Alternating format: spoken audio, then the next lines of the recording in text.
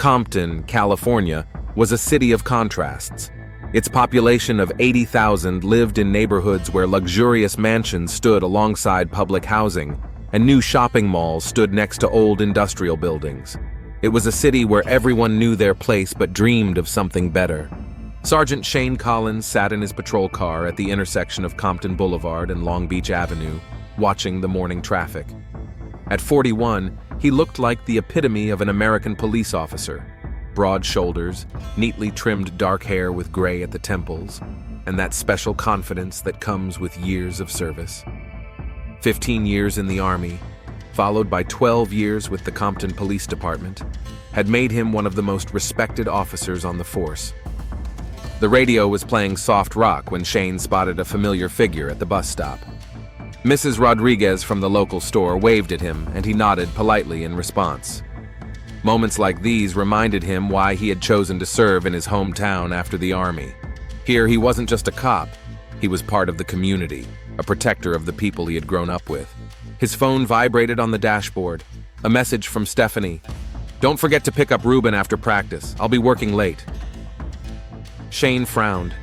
Stephanie had been staying late at the hospital a lot lately. He understood that being a nurse at the county hospital was not easy, especially with the constant flow of patients. But sometimes he felt like his wife was deliberately avoiding spending time at home. At 7:30 in the morning, he parked near his house in the Richland Farms neighborhood. The two-story house with white columns was his pride and joy. He had bought it 5 years ago when he got a promotion and renovated it himself. Stephanie always said he had golden hands, and it was true. After the Army, he could fix just about anything. Ruben sat at the kitchen table, staring at his phone and mechanically chewing his cereal.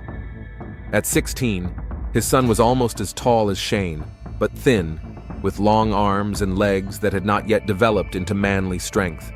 His dark hair fell over his eyes. Shane regularly suggested he get a haircut, but Stephanie always defended her son. "Good morning, son." Shane poured himself some coffee from the coffee maker. "Is your mother out yet?" "Yeah, an hour ago. She said they had some important surgery." Shane nodded, taking a sip of hot coffee. Stephanie had been working at Compton Community Hospital for 12 years, and he was used to her unpredictable schedule. Surgery didn't wait. He understood that. But she had always found time to have breakfast with her family, even if it meant getting up half an hour earlier. "Do you have practice today?" "After school. The coach said that if we win the next game, we'll make it to the regional championship." "Great. I'll pick you up at 6. Ruben nodded, his eyes glued to the screen. Shane sometimes worried about his son. The boy spent too much time on the internet and didn't socialize much with his peers outside of school. At his age, Shane had already been working after school and thinking about joining the Army. But times had changed, and Stephanie always said not to put pressure on the kid. On his way to work, Shane drove past Compton Community Hospital, a modern 5-story building that served as one of the main medical centers in South Los Angeles. Stephanie's car was in the parking lot, next to dozens of other vehicles. He thought about stopping by to say hello, but decided not to distract her from her work. The police station was located in a new building on North Alondra Boulevard. Shane greeted Sergeant Vasquez, who was on duty, and walked over to his desk. Detective Bob Hayes was already there, studying some documents over a cup of coffee. "Good morning, Bob. Anything serious?" Hayes looked up. At 52, he looked tired. Gray hair, deep wrinkles around his eyes, the slumped shoulders of a man who had seen too much. But his mind was still sharp, and his intuition rarely failed him. 28 years on the Compton police force had taught him to read people like an open book. Bank robbery on Willowbrook Avenue, 4th in 2 months. Masked guy gun took the money and got away. The cameras only caught a general description. Same guy? Looks like it. Same modus operandi, fast, professional, no unnecessary violence, knows the layout of the cameras. Either a local with experience or someone who knows the area well. Shane sat down at his desk and turned on his computer. Bank robberies had become more frequent in recent months throughout the county. Economic problems, rising unemployment, drugs, all of this created a breeding ground for crime. Any witnesses? The teller and 2 customers.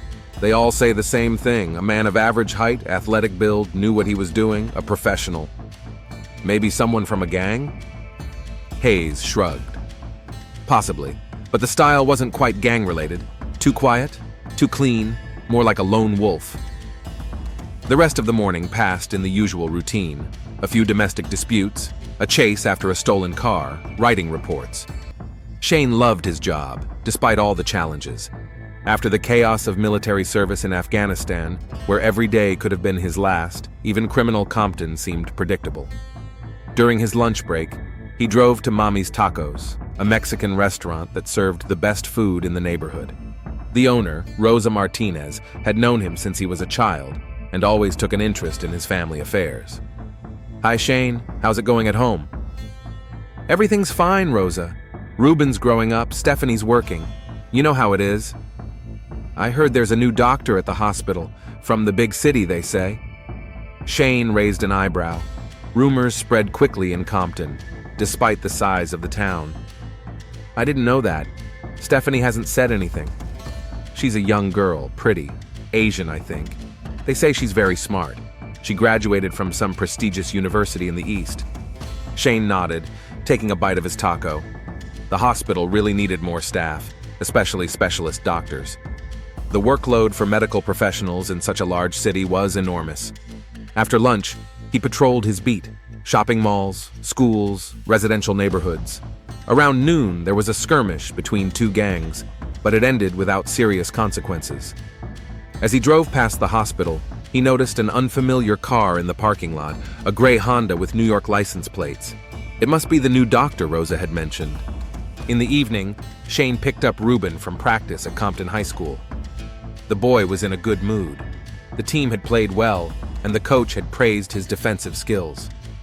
"Is Mom home?" Ruben asked when they entered the house. "Not yet.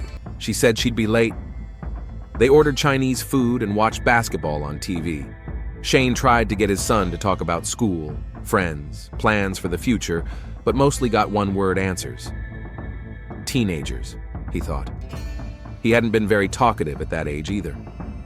Stephanie came home around 10 o'clock.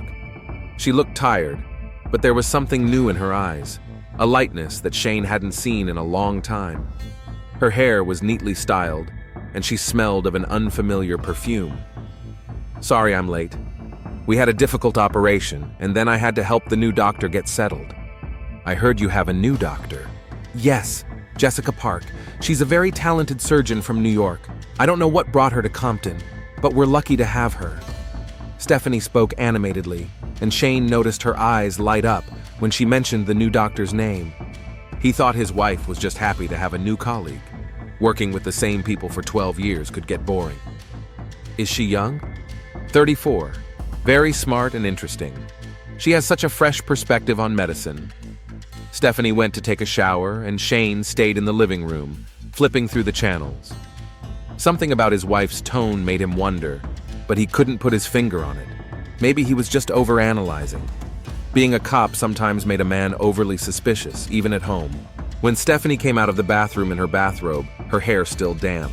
She looked younger than her 38 years. Shane tried to hug her, but she gently pushed him away. "I'm very tired, Shane. Can we just go to bed?" He nodded, though something twinged inside him. Stephanie had never refused his embrace before, even after the most difficult days. But people change, he thought as he lay down in bed. 18 years of marriage couldn't go by without change. Lying in the dark, listening to his wife's steady breathing, Shane thought about the day he had just lived. Everything was as usual. Work, family, the routine of big city life. But for some reason, he felt that something had changed, although he couldn't figure out what. It had been 2 weeks since Dr. Jessica Park started working at Compton Community Hospital, and Stephanie Collins couldn't stop thinking about her. It started innocently enough, just helping out a new doctor, explaining hospital procedures, getting to know the staff. But every day brought something new that made Stephanie stay late, look for reasons to talk, find excuses to be around her. Jessica was unlike anyone Stephanie had ever known before.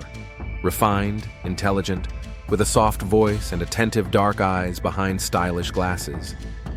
She spoke about medicine with such passion that Stephanie remembered why she had chosen this profession in the first place. Not for stability or status, but to truly help people. "Stephanie, Can you stay after your shift? I'd like to discuss the post-operative care protocol with you. Jessica approached the nursing station in the afternoon as the hospital began to prepare for the shift change. Sure. Stephanie felt her heart beat faster. Such requests had become commonplace in recent days, and each time she agreed without hesitation. Shane sent a message at 6 in the evening. Picked up Ruben. Dinner will be ready at 7. Stephanie replied quickly, I'll be late. Work. Don't wait up. She knew Shane would be upset.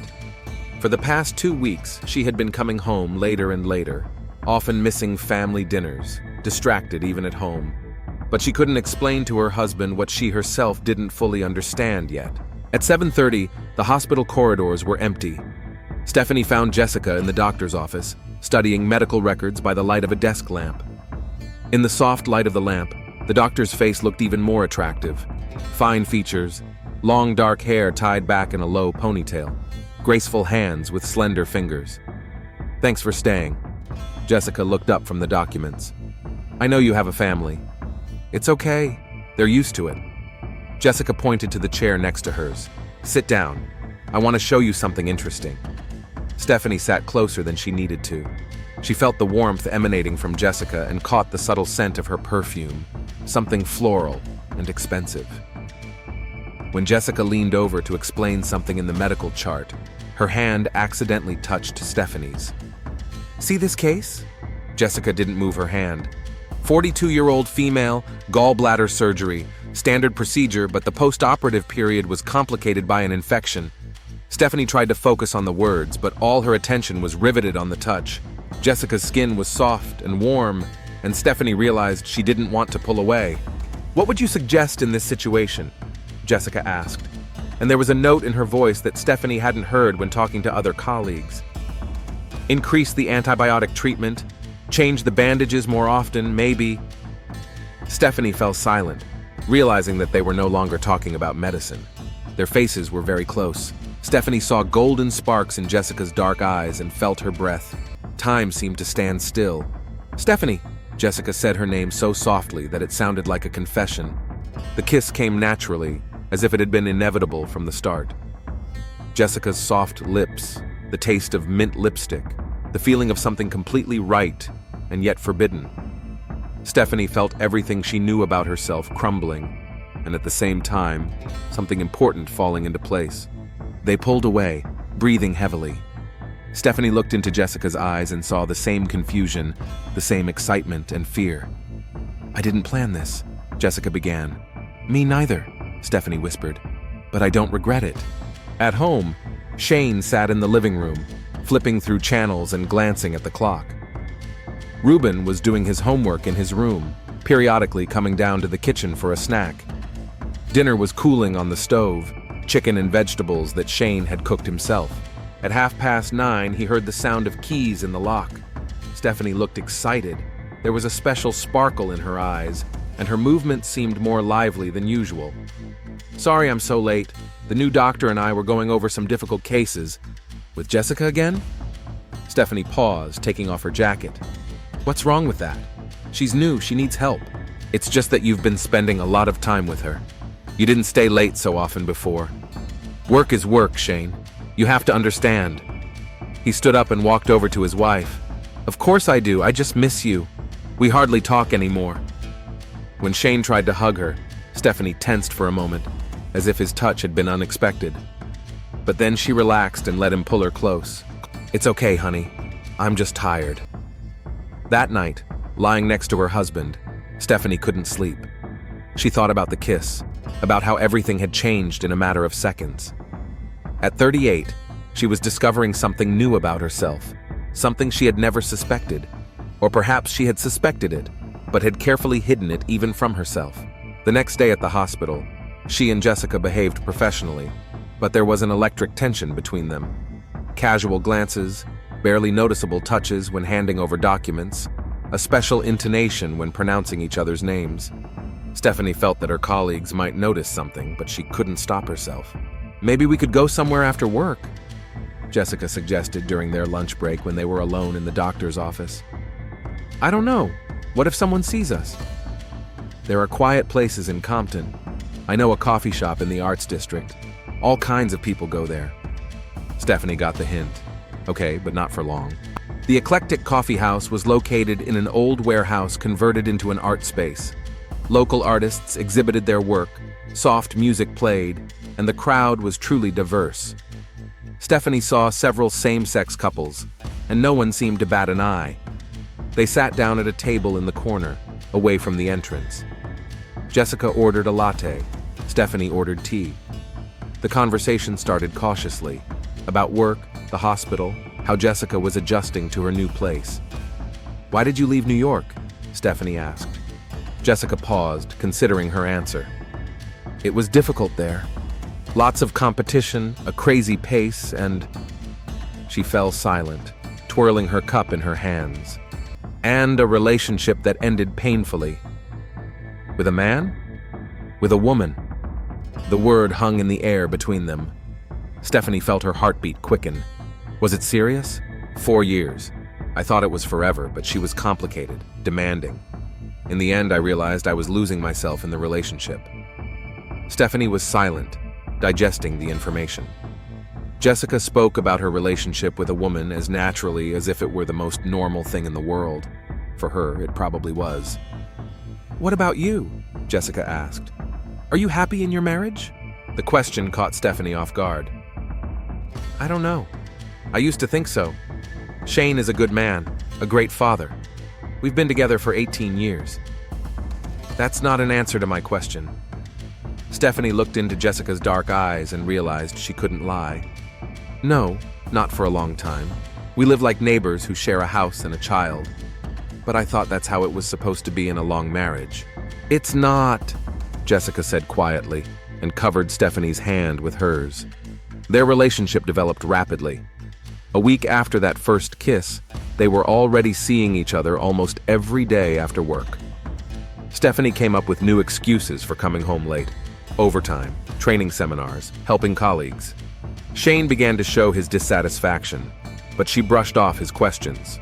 Jessica rented an apartment in a new complex on the outskirts of Compton. It was a modern place with panoramic windows, minimalist furniture, and a view of the city lights. It was the complete opposite of Stephanie's cozy family home with its family photos, children's drawings on the refrigerator, and the smell of home cooking. "It's beautiful," Stephanie said when she first entered Jessica's apartment. "It's temporary. I haven't decided if I'm going to stay here long." "What does it depend on?" Jessica moved closer and took Stephanie's face in her hands. "A lot of things, including you." That night, Stephanie cheated on her husband for the first time. Not just physically, emotionally, she had been gone for a long time. But now the line had been crossed for good. In Jessica's arms, she felt alive for the first time in years. Every touch, every kiss revealed something new about herself that she didn't know. Lying in the darkness of Jessica's apartment, listening to her steady breathing, Stephanie thought about what she was doing. She was cheating on her husband, risking destroying her family, going against everything she had believed in before. But at the same time, for the first time in years, she felt real. She returned home at 2 a.m. and quietly crept into the bedroom. Shane was asleep, but when she got into bed, he stirred. "Stephanie, where were you? I called you." "Sorry, my phone was in my bag. My colleagues and I stayed at the bar after the conference."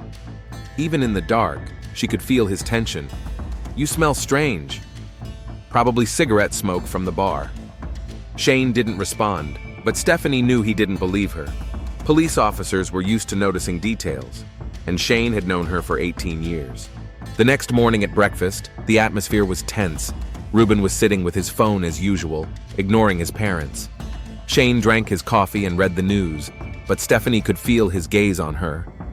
"Working overtime again today?" he asked without looking up from his screen. "Maybe." "Stephanie, we need to talk."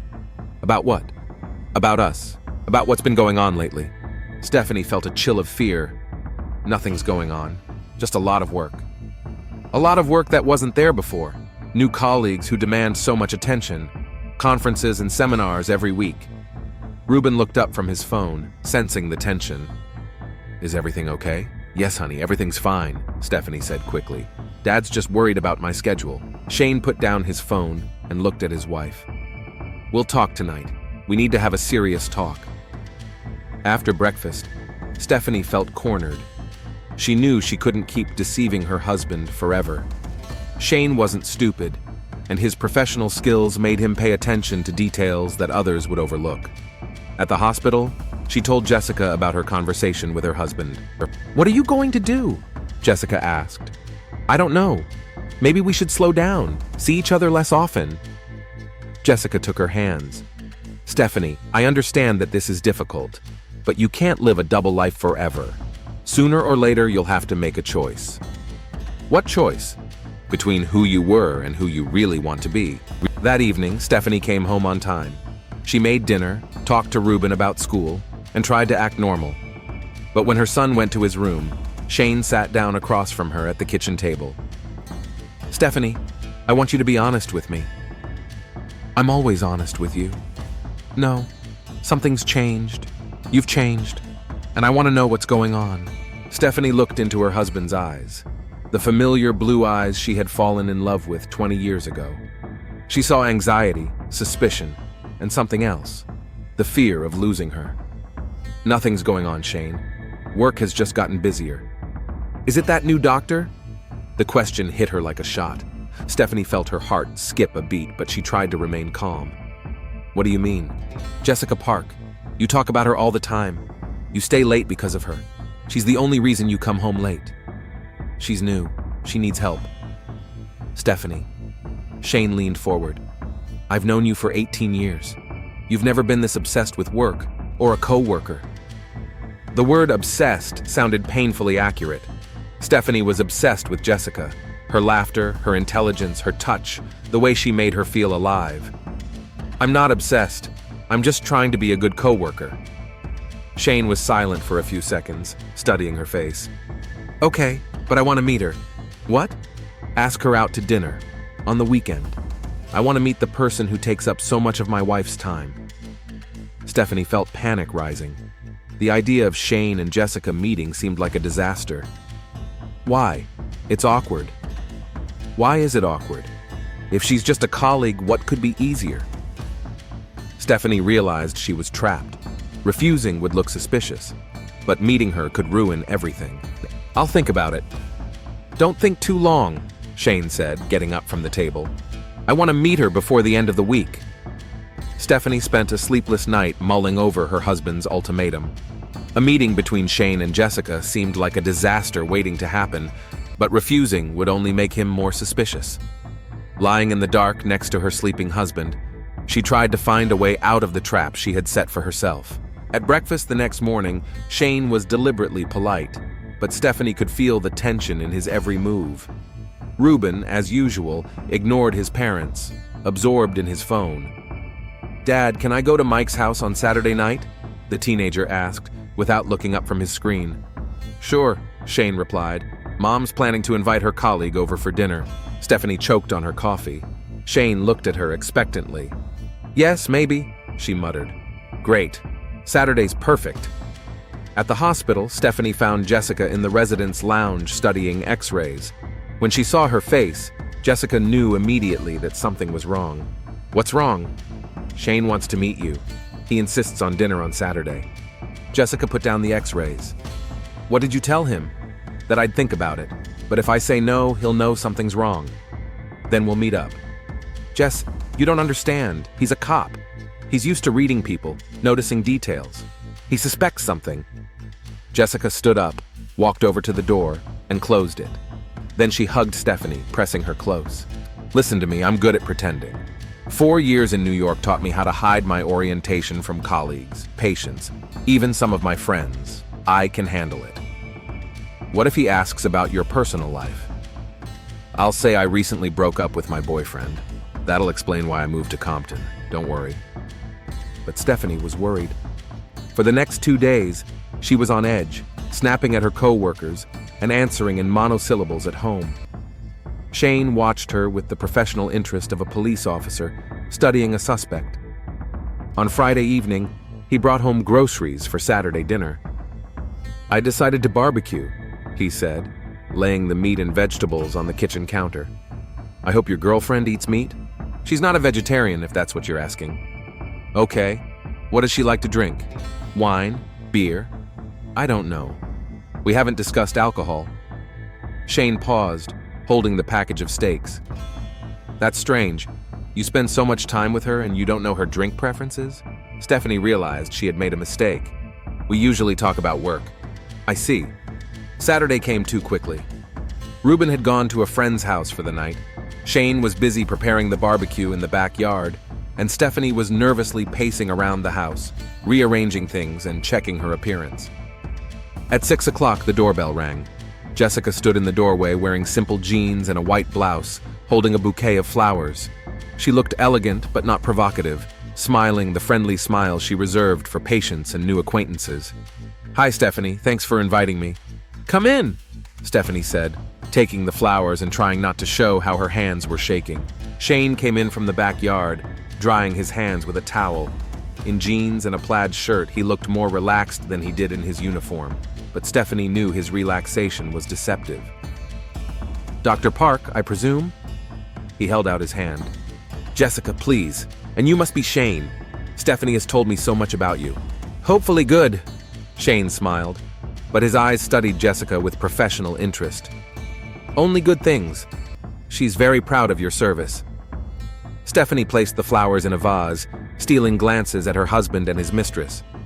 Jessica was flawless, friendly but not overly familiar, with a genuine interest in the conversation. "Would you like something to drink?" Shane asked.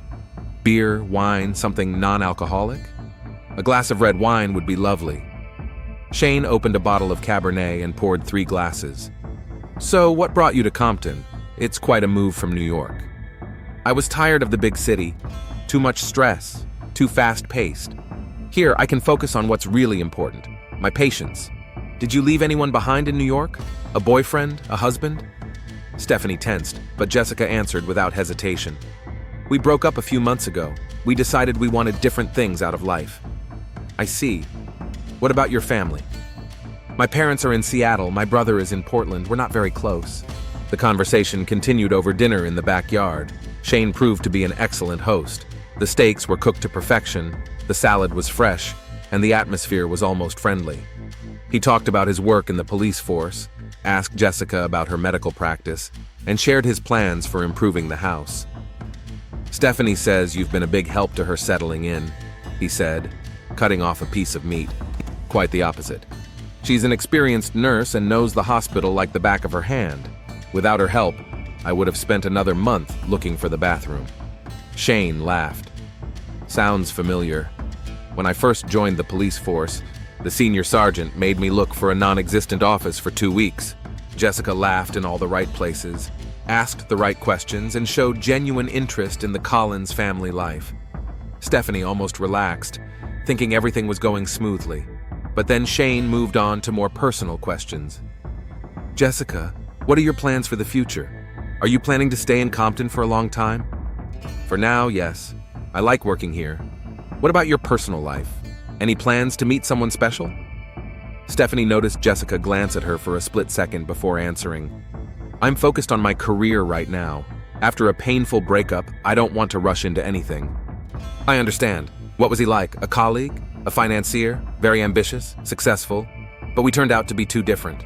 Shane nodded, but Stephanie could see that he was carefully memorizing every detail. After dessert, Jessica looked at her watch. "I have to go.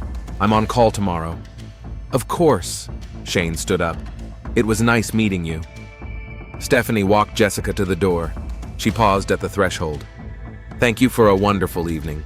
Shane is a wonderful man." "Yes, he's a good guy." Jessica touched her hand lightly. "See you on Monday." When the door closed, Stephanie turned and saw Shane standing in the hallway watching her. "Interesting woman," he said. "Yes, very professional. And beautiful." Stephanie didn't know how to respond to that comment. "I guess so." They cleared the table in silence. Shane seemed pensive, thinking about something. "You know what surprises me?" he said, loading the dishes into the dishwasher. "What?" She didn't ask a single personal question about me, about our family. Most new acquaintances are interested in how long you've been married, how you met, if you have other children. Stephanie felt a pang of anxiety. Maybe she's just being polite. Or maybe she already knows the answers to those questions. On Monday at the hospital, Stephanie told Jessica about Shane's observation. "He's right," Jessica admitted. "I was too cautious. Next time I'll be more natural." "Next time?" "Stephanie, he's going to check up on me again. Cops don't give up until they get answers." Sure enough, over the next week, Shane accidentally stopped by the hospital several times to bring Stephanie her forgotten lunch, to pass on a message from Ruben. Each time, he greeted Jessica politely, exchanged a few words, but Stephanie knew he was studying her. On Thursday evening, Shane was unusually attentive. He brought home flowers, cooked dinner, and even suggested a weekend getaway. "Why all this?" Stephanie asked. "Do I need a reason to spoil my wife?" But Stephanie knew her husband well enough to understand that there was something else behind his generosity. On Friday, an incident occurred at the hospital that changed everything. Stephanie and Jessica were working in the same operating room when a patient suddenly started bleeding profusely.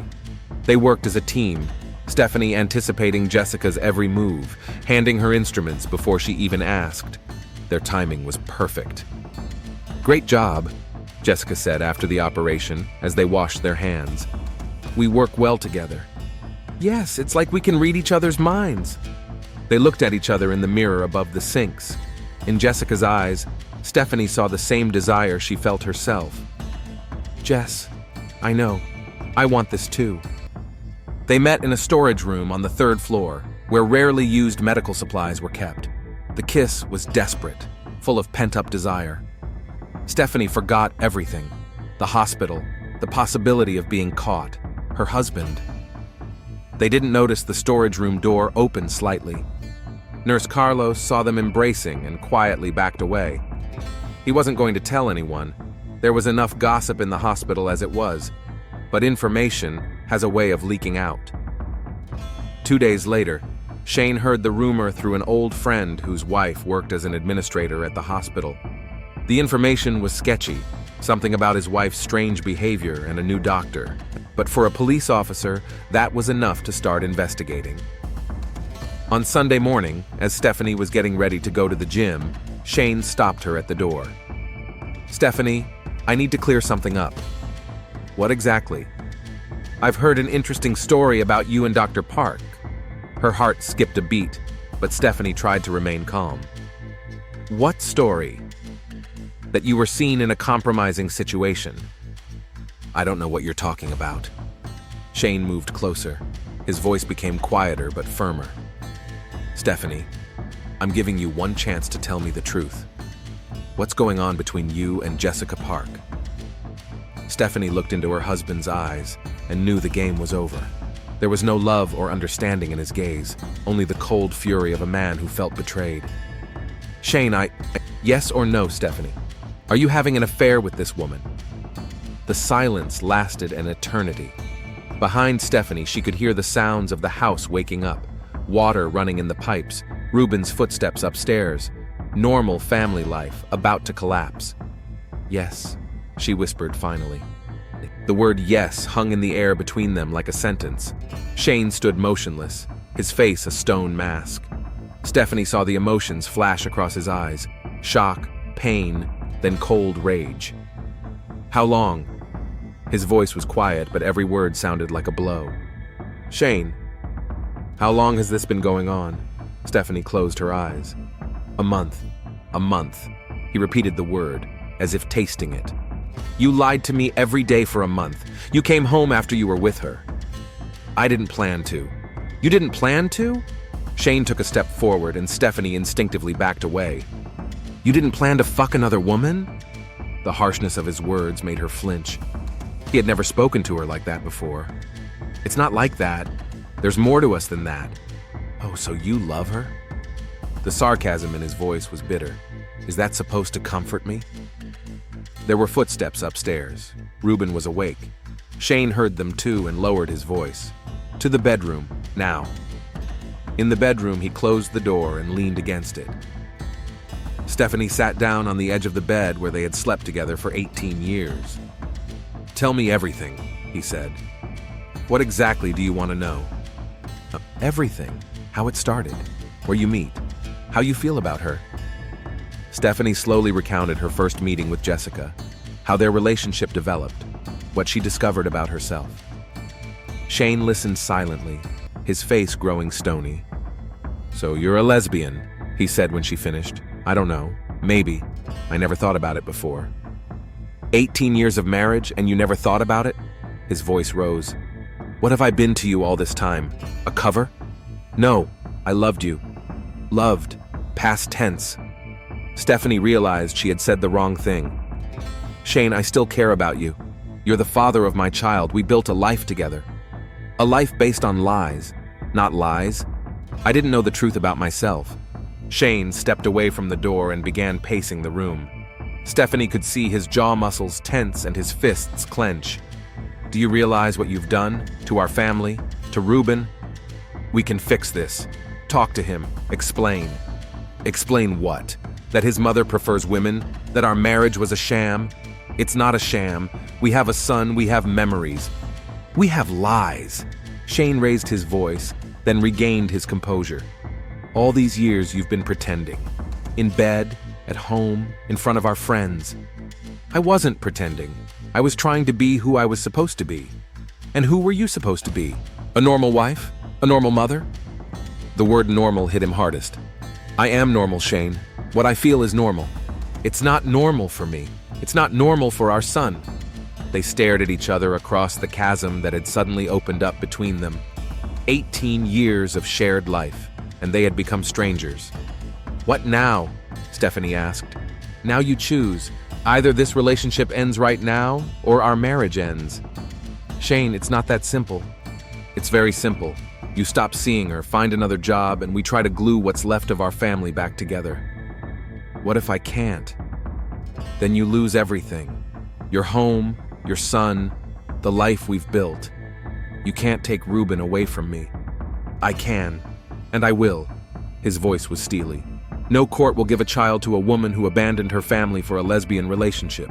The threat of losing her son was the last straw. You wouldn't dare. Try me." Footsteps sounded in the hallway. Ruben was coming down for breakfast. Shane straightened up, putting on his usual mask of a loving father. "Think fast, Stephanie. You have until the end of the day." He left the bedroom, leaving her alone with an impossible choice. At breakfast, Shane acted almost normal, talking to Ruben about school and plans for the day. Stephanie was silent, drinking her coffee and trying to understand how her life could have fallen apart in one night. "Mom, are you okay?" Ruben asked. "Just tired, honey." Shane looked at her across the table. "Yeah, Mom's been working a lot lately. Maybe it's time to take a vacation." After breakfast, Ruben left to see his friends. Stephanie headed for the door. "Where are you going?" Shane asked. "To work." "To her?" "I'm working the night shift." "Remember what I said? Not until the end of the day." At the hospital, Stephanie found Jessica in the doctor's lounge. Seeing her face, Jessica immediately knew something serious had happened. "He knows," Stephanie said, closing the door. Jessica turned pale. "Everything?" "Everything. Someone saw us in the storage room. He made me confess." "What now?" Stephanie told her about Shane's ultimatum. Jessica listened silently, her face growing darker and darker. "He's threatening to take your son away?" "Yes, and he can do it. He has connections in the court system, a reputation, and I have nothing. You have me." "Jess, you don't understand. This isn't New York. Relationships are viewed differently here, especially when it comes to divorce and custody." Jessica took her hands. "What are you going to do?" "I don't know. If I choose you, I'll lose my son. If I choose my family, you'll lose yourself." They spent the day in tense anticipation. Every hour brought Stephanie closer to the moment when she had to give her answer. By the end of her shift, she still didn't know what to say to her husband. "Let's go to my place," Jessica suggested. "We can talk calmly." "I can't. Shane is waiting for an answer." "Then call him. Tell him you're running late." Stephanie called home. Shane answered on the first ring. "Where are you?" "At the hospital. I'm running late." "With her?" "Shane, answer me. Are you with her?" Yes. There was silence for a few seconds. I see. Then you've made your choice. No, He hung up. In Jessica's apartment, they sat on the couch, hugging each other. Outside, the sun was setting, painting the sky red. Maybe we should leave, Jessica said. Find a place where no one knows us. What about Ruben? He's almost an adult. In 2 years, he can choose who he wants to live with. 2 years without my son? 2 years to build a new life. Stephanie closed her eyes. All the options seemed painful. At 9 o'clock in the evening, she drove home. The house was dark. Shane hadn't turned on the lights. She found him in the living room, sitting in an armchair and staring out the window. Where's Ruben? She asked. He's at Mike's. I thought we needed to talk alone. Stephanie sat down on the couch across from him. Shane, I need time. Time is up. You were with her tonight. That's your answer. That's not an answer. I was just trying to understand. What is there to understand? He stood up and began pacing the room. You're choosing her over your family. I'm choosing honesty over lies. Honesty? He stopped, looked at her with contempt. 18 years of lies. And now you talk about honesty? I didn't lie on purpose. I didn't know. You didn't know you were a pervert? The word hit her like a slap. Don't you dare say that. How else should I talk? How do you describe a woman who abandons her husband and son for another woman? I'm not abandoning Ruben. You are. Because I won't let him live with a mother like you. Stephanie stood up. Shane, stop. You're saying terrible things. Terrible? You destroyed our family, and you think my words are horrible? I didn't destroy the family. I just realized who I really am. Who are you really? He moved closer, his voice dangerously quiet. You're a perverted mother who chose lust over family. Enough! Stephanie couldn't take it anymore. It's not lust, I love her. Love? Shane grabbed her by the shoulders. You don't know what love is. Love is what we built for 18 years. What we built was an illusion. For you, maybe. For me, it was everything. They stood face to face, his hands still clenched around her shoulders. Stephanie could see the pain in his eyes beneath the layer of anger. Shane, let me go. But he didn't let go. His grip tightened. 18 years of my life. 18 years. You're hurting me. Hurting you. Something in his eyes changed. You're talking to me about pain? His hands moved to her neck. Stephanie felt fear. Shane, stop. Why should I stop? You didn't stop when you destroyed everything we had. His fingers tightened. Stephanie tried to push him away, but he was stronger. Shane, please. You're begging for mercy? Who showed me mercy? The air was getting thinner. Stephanie scratched his hands, trying to free herself, but his grip only tightened. You thought you could leave me? Disgrace me? Make me a laughingstock? Black spots began to float before her eyes. Stephanie tried to say something, but couldn't make a sound. No pervert is going to make a fool of Shane Collins.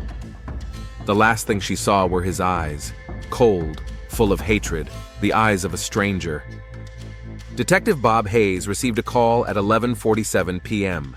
The address was familiar, the home of his colleague Shane Collins. When he arrived, the yard was already filled with police cars and an ambulance. Shane was sitting on the porch with his face covered with his hands. He was wearing the same sweatsuit Hayes had seen him in that morning at the station. What happened? Hayes asked the first officer to arrive. Sergeant Collins called an ambulance.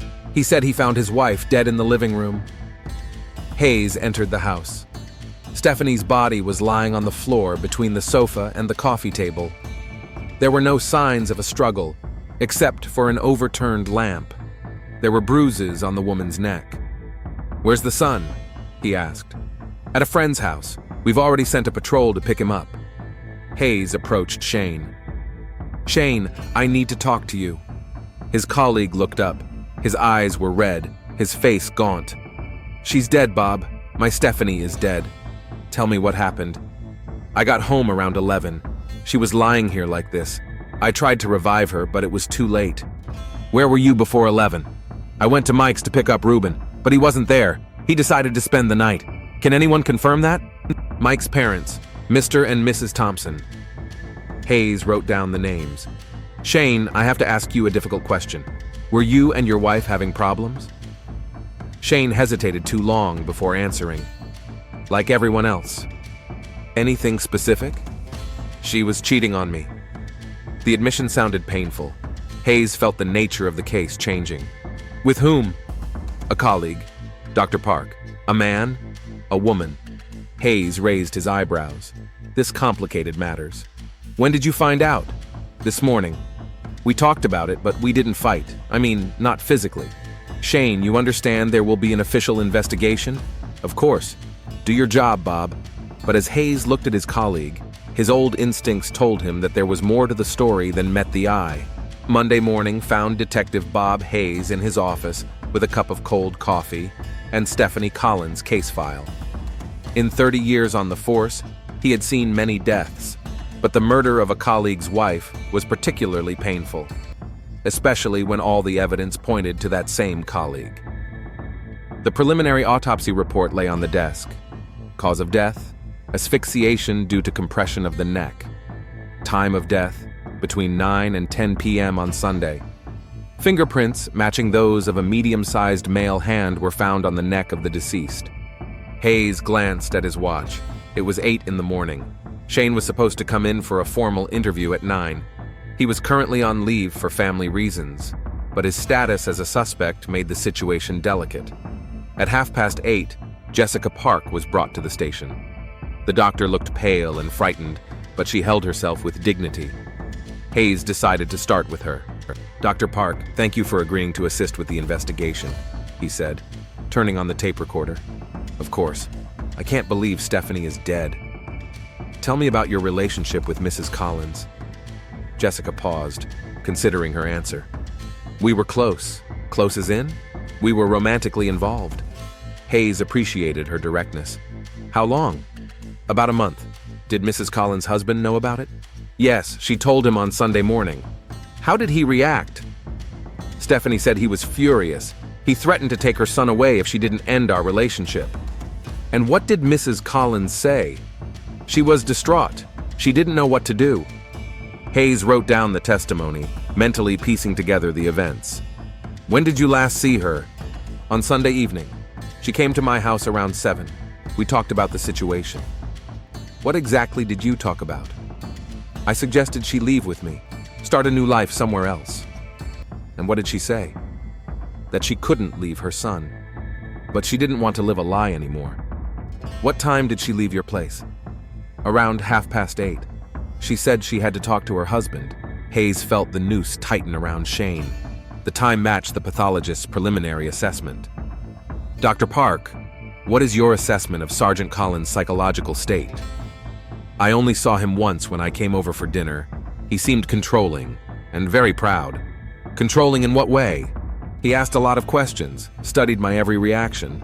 Stephanie said he started following her, checking her phone." At 9 in the morning, Shane walked into the office. He looked terrible, haggard, red-eyed, rumpled. Hayes almost felt sorry for his colleague, but professional duty was more important than personal sympathy. "Shane, you understand that this is an official interrogation in the murder of your wife?" "I understand." "Do you want a lawyer?" "No, I have nothing to hide." Hayes turned on the tape recorder. "Tell me about Sunday, in detail." Shane recounted the confrontation with his wife, how he found out about the affair and the ultimatum he had given her. His voice was steady, but Hayes noticed his hands shaking. "What time did you leave the house?" "Around 6:30. I drove to the Thompsons to pick up Reuben." "But your son wasn't there." "Yes, Mrs. Thompson said the boys had decided to stay the night." "What did you do then?" "I drove around town, thinking." "Where exactly?" "The park by the lake, the mall, a few streets in our neighborhood." "Did anyone see you?" Shane paused. "I don't think so." "Shane, at 8:30, Stephanie left Dr. Park's office and went home. The next time she was seen, she was dead. You didn't come home?" "No. I didn't get back until 11. "Why so late?" "I didn't want to see her. I was angry." Hayes studied his colleague's face. Something in his story didn't add up. "Shane, your wife's fingerprints were found on her neck. Would you agree to give your fingerprints for comparison?" "Of course." An hour later, the results were in. The prints matched. "Can you explain how your fingerprints ended up on your wife's neck?" Shane turned pale. When I found her, I tried to check her pulse. Maybe then. The prints indicate strong pressure, not from checking her pulse. I don't understand. Shane, we need to talk honestly. What happened on Sunday night? A long silence. Hayes could see his colleague struggling with himself. She came home around 9, Shane finally said. I was there. You lied about your whereabouts? Yes. What happened? We talked. She said she was choosing her, Dr. Park. And? I couldn't take it. 18 years of marriage, a son our whole life, and she's choosing some woman. Hayes waited for him to continue. I grabbed her by the shoulders, tried to shake her, make her see sense. She tried to get away and Shane closed his eyes. I didn't mean to kill her. But you did. I lost control. By the time I realized what was happening, it was too late. What did you do after that? I sat with her. I tried to understand what had happened.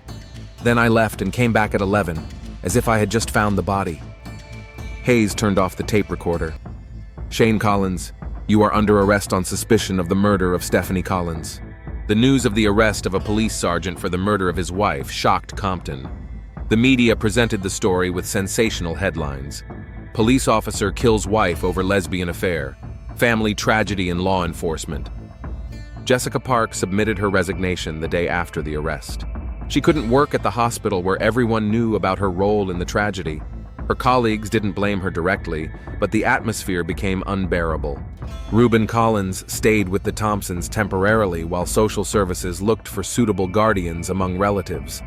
The 16-year-old teenager lost his mother and father in one night, and it was a trauma that would change his life forever. The trial took place 6 months later. Shane's lawyer tried to prove that the murder was committed in the heat of the moment, that his client had not planned to kill his wife, but simply lost control under the influence of his emotions. The prosecutor objected, pointing to Shane's false testimony, his attempt to cover up the crime, and the fact that, as a police officer, he should have had better control over himself.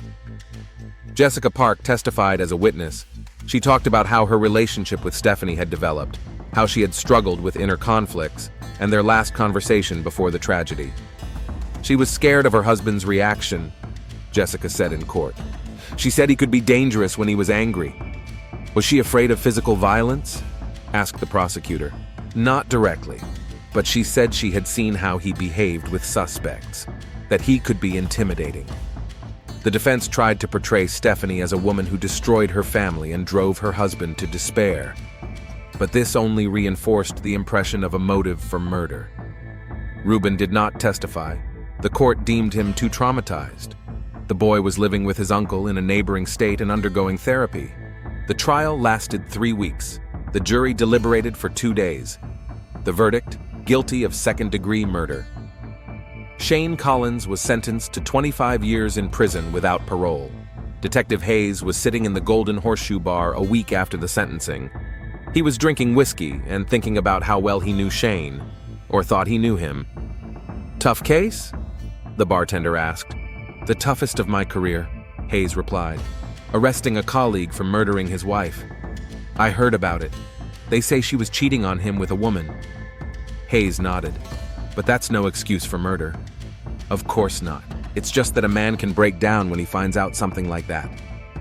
A real man would have found another way to deal with the situation. Hayes finished his whiskey and paid. It was raining outside.